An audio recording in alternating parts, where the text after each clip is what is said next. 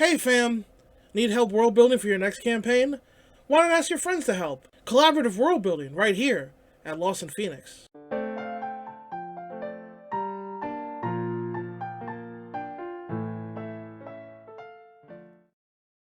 This is my campaign rules / setting document.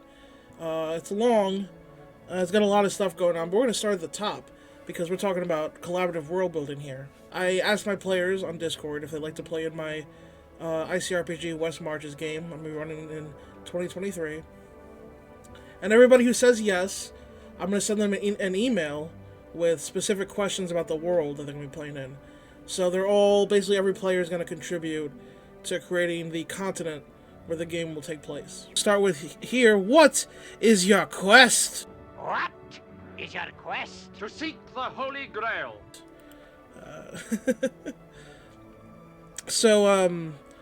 And use the random table if you can't think of one. And I send this to everyone. Everybody gets to pick a quest that they want. They know some things about the setting already. It's like a First Fantasy is the name of it. It's a Final Fantasy-ish ICRPG setting. Published a PDF of it on DriveThruRPG. Link in the doobly-doo. Roll 2d4 for an action and subject that would be your randomly determined quest. Let's roll 2d4 here. 3 and a 1. So D3 1 liberate.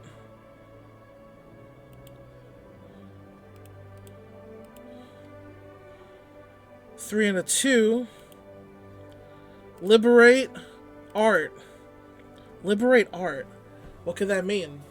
And then that's just a jumping off point. From there, it can be like, there's art tucked away somewhere in a dungeon, needs to be liberated.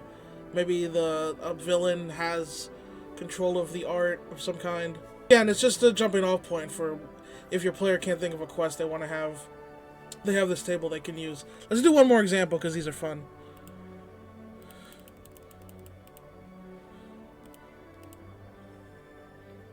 Four. Protect. Classic. Protect. It's a classic one. 4-1. Protect nature. Okay. So yeah, like almost like a druidic purpose, you know. You gotta protect nature from some demonic incursion, or perhaps from man itself. We don't know. I know I said I'd do one more, but let's do one more because these are fun.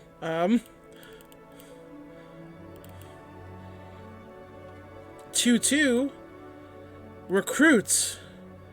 Let's see what we're recruiting here exactly. 4-2. Recruit a criminal.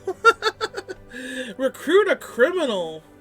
Maybe they're a criminal, but they're not a bad guy. Except that your father was a pirate and a good man. Or you can't. Maybe they are a bad guy, but they know something. Or they have something necessary to a cause. But yeah. This doesn't also have to be your, like, end game quest. This could be, like, you know, just a short-term quest that leads into something bigger.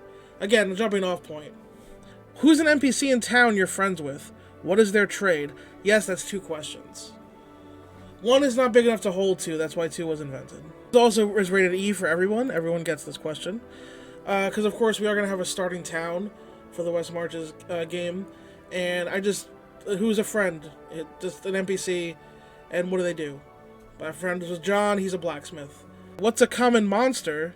And what does everyone know about it? This is also for everyone. They can name anything about it. It's goblins. And they hide really well. It's trolls. They're weak to fire. We might even get a double. There's so many different type of monsters, but what if 2 of my players submit the same monster, but 2 different things about it? That could be interesting. And then these are questions I don't send to everybody, but I send just around. What's the name of a town? Easy enough. Name of a city. Name of a kingdom. And boom, just with those three questions I send out, I'm populating my map, right? Just populating there's a town, there's a city, and a kingdom. And the town will probably be closer to the starting town than the city is. And the city will probably be closer to than where the kingdom is, right? They'll probably get progressively further away, further out there from the starting point. But yeah, so that's like a something for them to look forward to find those places. What's the name of a villainous NPC? I might send this to multiple players. I could also send name of a town to multiple players. You can have multiple towns, but I should amend this. What is a threat to the starting town? Which I'm not even sure what the starting town is called yet. I have a couple of ideas. So we have a villain, which is probably a threat, but then we have a threat. Could be a monster, which we had up top. Could be a villain. Could be a disease. Could be nature, like a storm. Could be hunger, famine. What's a cool location on the continent you've heard about? And this is fun. This is just like, give me what's a place that you think would be cool to go to, and then whichever player gives me that, they're gonna want to look forward to going there. This kind of reminds me of Sanji in One Piece. Like, he wants to go to the All Blue. That's his dream, and so I'm giving the players, one player that. What is the name of the local forest? This is a classic one. Obviously, I could just come up with a Forest of Death, the Feywild or something, but no, I want the player to name that so they feel ownership of it. What's a famous mountain?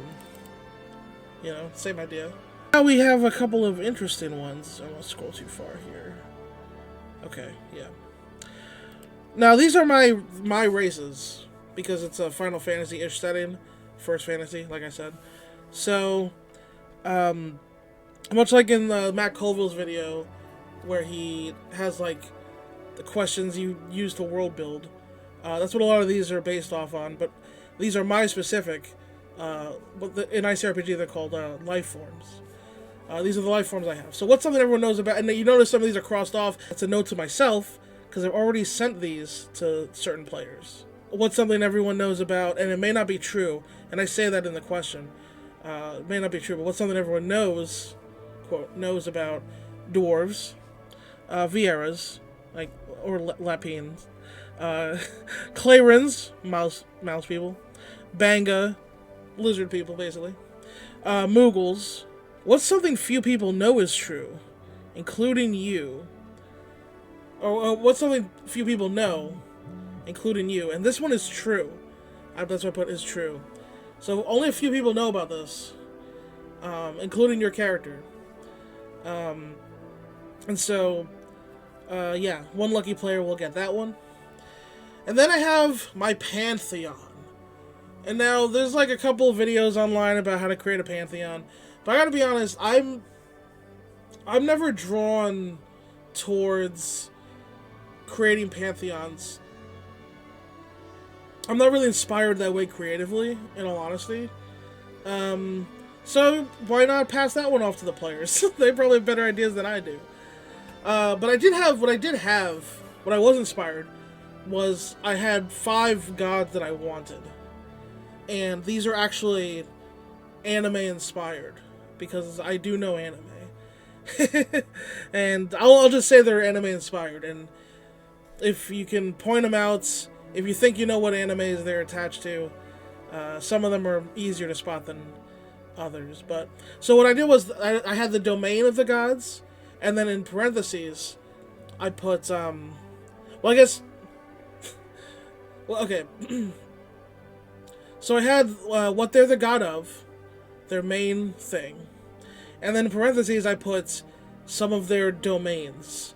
And what I also like, those 3 domains that I have, each one, like, there'll be a saint for each one of those. So for example, there'll be a god of destruction, and there are 3 saints. They'll have a battle saint, a strength saint, and a development saint.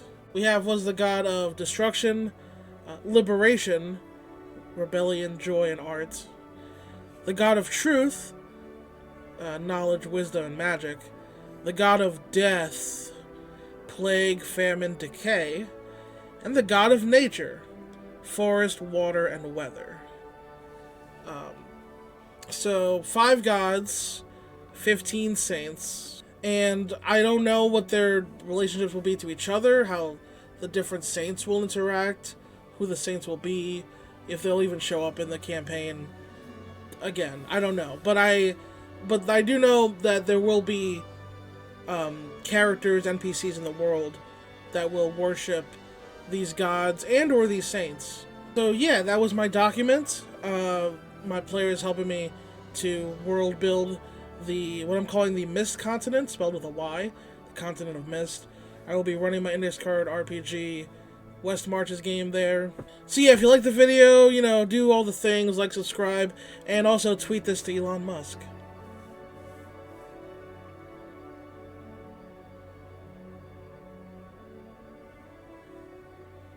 Do it.